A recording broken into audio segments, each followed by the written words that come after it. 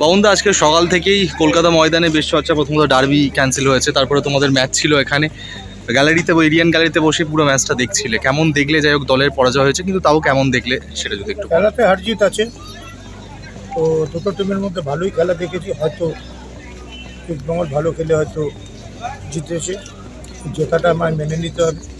ভালো লাগছে, নেক্সট আবার যখন দেখা হবে আবার খেলা হবে। আর মোটামুটি আজকে সকাল থেকে সমর্থকদেরও মন খারাপ। তুমিও অ্যাজ আ ফুটবল পার্সন, মানে যুক্ত হয়ে খেলাধুলোর সঙ্গেই সবসময় যুক্ত থাকো, এই অনুভূতিটা।